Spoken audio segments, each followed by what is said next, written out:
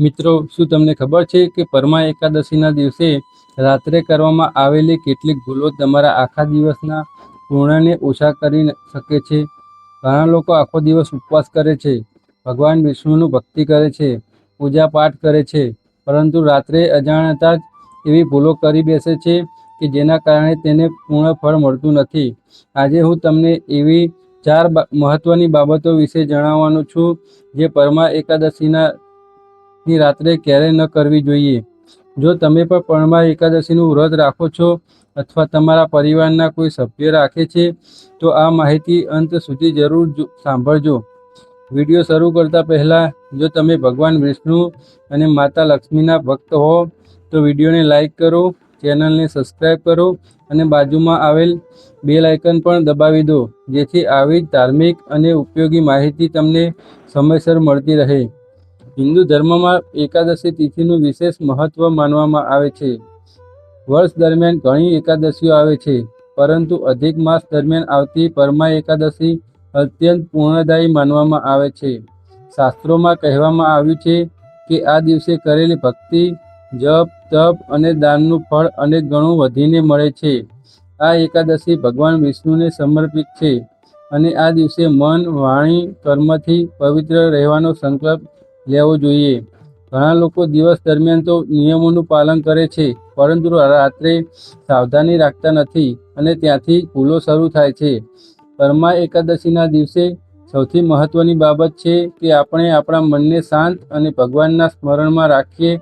દિવસભર ઉપવાસ કર્યા પછી ઘણી વખત માણસ થાકી જાય છે અને વિચાર કરે છે કે હવે બધું પૂર્ણ થઈ ગયું, પરંતુ શાસ્ત્રો અનુસાર એકાદશીનો દિવસ અને તેની રાત્રિ બંને સમાન રીતે પવિત્ર માનવામાં આવ્યા છે. એટલે રાત્રિના સમયમાં પણ સાવધાની રાખવી જરૂરી બને છે. આ સમય દરમિયાન કરવામાં આવેલા કર્મોનું પણ વિશેષ મહત્વ હોય છે. સૌથી પહેલી ભૂલ છે ઝઘડો કરવો અથવા કોઈની સાથે કડવી વાણી બોલવી. પરમા એકાદશીની રાત્રે ઘરમાં કે બહારની કોઈની સાથે વિવાદ કરવો, ગુસ્સો કરવો અથવા અપશબ્દો બોલવા અત્યંત અશુભ માનવામાં આવે છે. જ્યારે આપણે ભગવાનની કૃપા મેળવવા માટે ઉપવાસ અને પૂજા કરીએ છીએ ત્યારે મનમાં ક્રોધ રાખવો એ ભક્તિના મૂળ ભાવને નુકસાન પહોંચાડે છે. જો કોઈ વ્યક્તિ તમને ગુસ્સે કરવાનો પ્રયત્ન કરે તો પણ શક્ય હોય તેટલું શાંત રહો. ભગવાન વિષ્ણુને શાંતિ અને સહનશીલતા ખૂબ પ્રિય છે. જે વ્યક્તિ આ દિવસે પોતાના ક્રોધ પર નિયંત્રણ રાખે છે તેને વિશેષ પુણ્ય પ્રાપ્ત થાય છે. ઘણા લોકો દિવસભર ઉપવાસ રાખ્યા પછી રાત્રે પરિવાર સાથે બેઠા હોય ત્યારે નાની નાની વાતોમાં વિવાદ શરૂ થઈ જાય છે. કોઈની વાત પસંદ ન આવે તો તરત જ પ્રતિક્રિયા આપી દે છે, પરંતુ એકાદશીની રાત્રે આવું કરવાની મનની પવિત્રતા ભંગ થાય છે. યાદ રાખો કે ઉપવાસ માત્ર શરીરનો નથી, પરંતુ મનનો પણ છે. જો મનમાં ક્રોધ, ઈર્ષ્યા અને દ્વેષ ભરેલો હોય તો ઉપવાસનું ફળ અધૂરું રહી જાય છે. તેથી આ રાત્રે શક્ય હોય તેટલું ભગવાનનું નામ લો અને શાંતિ જાળવો. બીજી મોટી ભૂલ છે તામસિક વિચાર અને નકારાત્મક વાતોમાં સમય પસાર કરવો. ઘણા લોકો રાત્રે મોડા સુધી બેસીને ગપસપ, નિંદા અથવા અન્ય લોકોની ટીકા કરવામાં સમય પસાર કરે છે. પરમા એકાદશીની પવિત્ર રાત્રે આવા કાર્યો ટાળવા જોઈએ. શાસ્ત્રો જણાવે છે કે આ સમય ભગવાનના સ્મરણ, ભજન, કીર્તન અને સારા વિચારો માટે છે. જે વ્યક્તિ આ રાત્રે સકારાત્મકતા જાળવે છે અને ભગવાનનું ધ્યાન કરે છે તેના જીવનમાં શુભતાનો પ્રવેશ થાય છે. આજના સમયમાં મોબાઈલ અને સોશિયલ મીડિયાના કારણે લોકોનો ઘણો સમય બગડે છે. એકાદશીની રાત્રે પણ ઘણા લોકો કલાકો સુધી નિરર્થક વિડીયો જોતા રહે છે અથવા એવી બાબતોમાં સમય પસાર કરે છે જે મનને અશાંત બનાવે છે. જો શક્ય હોય તો આ રાત્રે થોડો સમય ભગવાન વિષ્ણુના નામનો જપ કરો, વિષ્ણુ સહસ્ત્ર નામનો પાઠ કરો અથવા ધાર્મિક ગ્રંથોનું વાંચન કરો. આથી મનને શાંતિ મળશે અને વ્રતનું ફળ અનેક ગણું વધશે. ત્રીજી મહત્વની ભૂલ છે રાત્રે અતિશય આળસ અથવા નિષ્કાળજી રાખવી. એકાદશીની રાત્રે જાગરણનું વિશેષ મહત્વ જણાવવામાં આવ્યું છે. દરેક વ્યક્તિ માટે આખી રાત જાગવું શક્ય ન હોય, પરંતુ શક્ય હોય તેટલો સમય ભગવાનના સ્મરણમાં પસાર કરવા જોઈએ. ઘણા લોકો ઉપવાસ પછી પણ સૂઈ જાય છે અને ભગવાનનું સ્મરણ પણ કરતા નથી. આળસને કારણે ભક્તિનો ભાવ ઓછો થઈ જાય છે.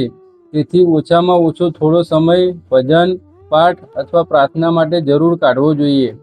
જાગરણનો અર્થ માત્ર ઊંઘ ન કરવો એટલો જ નથી. તેનો સાચો અર્થ છે મનને ભગવાન સાથે જોડીને રાખવું. જો તમે આખી રાત જાગી ન શકો તો પણ સૂતા પહેલાં ભગવાન વિષ્ણુની પ્રાર્થના કરો, દીવો પ્રગટાવો અને તેમના ચરણોમાં તમારા જીવનની સુખ શાંતિ માટે પ્રાર્થના કરો. આ નાનો પ્રયત્ન પણ ખૂબ મોટું પૂર્ણ આપનાર માનવામાં આવે છે. ચોથી અને સૌથી મહત્વની ભૂલ છે ભગવાનનું સ્મરણ ભૂલી જવું. ઘણા લોકો દિવસ દરમિયાન પૂજા કરે છે પરંતુ રાત્રે સામાન્ય દિવસની જેમ વર્તે છે. પરમા એકાદશીની રાત્રે ભગવાન વિષ્ણુનું સ્મરણ, નામ જપ અને ધ્યાન અત્યંત શુભ માનવામાં આવે છે. આ રાત્રે ભગવાનના નામનો જપ કરવાથી મન શુદ્ધ બને છે અને અનેક જન્મોના પાપોનો નાશ થાય છે. એવી માન્યતા છે કે તેથી સૂતા પહેલાં ઓછામાં ઓછા થોડા મિનિટ ભગવાનનું નામ જરૂર લો. શાસ્ત્રોમાં કહેવામાં આવ્યું છે કે પરમા એકાદશીનું વ્રત માત્ર ભૌતિક સુખ માટે નથી પરંતુ આધ્યાત્મિક વિકાસ માટે પણ છે. જ્યારે માણસ ભક્તિ અને શ્રદ્ધાથી ભગવાનને યાદ કરે છે ત્યારે તેના જીવનમાં સકારાત્મક પરિવર્તન આવવા લાગે છે. મુશ્કેલીઓ ધીમે ધીમે દૂર થવા લાગે છે અને મનમાં નવી આશા જન્મે છે. જેથી જ પવિત્ર દિવસે દરેક કાર્ય ભગવાનને સમર્પિત ભાવથી કરવું જોઈએ. પરમા એકાદશી આપણને શીખવે છે કે જીવનમાં સંયમ અને ભક્તિનું કેટલું મહત્વ છે. માત્ર એક દિવસના ઉપવાસથી નહીં પરંતુ સારા વિચારો, સારા વર્તન અને ભગવાન પ્રત્યેની શ્રદ્ધાથી સાચું પૂર્ણ પ્રાપ્ત થાય છે. જો આપણે આ દિવસને મન, વાણી અને કર્મથી શુદ્ધ રાખીએ તો ભગવાનની કૃપા સરળતાથી પ્રાપ્ત થઈ શકે છે. ઘણા ભક્તોનો અનુભવ છે કે એકાદશીના નિયમોનું નિષ્ઠાપૂર્વક પાલન કરવાથી જીવનમાં શાંતિ, સમૃદ્ધિ અને સુખનો અનુભવ થાય છે. ઘણા સકારાત્મક ઉર્જા વધે છે અને માનસિક ચિંતા ઓછી થાય છે. આ કારણથી આપણા ઋષિમુનિઓ એકાદશીના વ્રતને ખૂબ મહત્વ આપ્યું છે. પરમા એકાદશી તો ખાસ કરીને ભગવાન વિષ્ણુને કૃપા મેળવવાનો અતિ દુર્લભ અવસર માનવામાં આવે છે. જો તમે આ 4 બાબતોનું ધ્યાન રાખશો, એટલે કે ઝઘડો નહીં કરો, નિંદા અને નકારાત્મક વાતોથી દૂર રહેશો, આળસને નજીક નહીં આવવા દો અને ભગવાનનું સ્મરણ કરશો તો પરમા એકાદશીનું વ્રત વધુ ફળદાયી બની શકે છે. આ નિયમો માત્ર ધાર્મિક દ્રષ્ટિએ નહીં પરંતુ જીવનને વધુ શાંતિપૂર્ણ અને સકારાત્મક બનાવવા માટે પણ ઉપયોગી છે. મિત્રો, આશા છે કે તમને આ માહિતી પસંદ આવી હશે. જો તમે પણ પરમા એકાદશીનું વ્રત રાખો છો તો કોમેન્ટમાં જય શ્રી હરિ જરૂર લખજો. વિડીયો ગમે હોય તો લાઈક કરો, તમારા મિત્રો અને પરિવારજનો સાથે શેર કરો અને આવી ધાર્મિક જાણકારી માટે અમારી ચેનલને સબસ્ક્રાઈબ કરવાનું ભૂલતા નહીં. ભગવાન વિષ્ણુ અને માતા લક્ષ્મીની કૃપા હંમેશા તમારા અને તમારા પરિવાર પર બની રહે એવી પ્રાર્થના સાથે મળીએ આગામી વિડીયોમાં. જય શ્રી હરિ.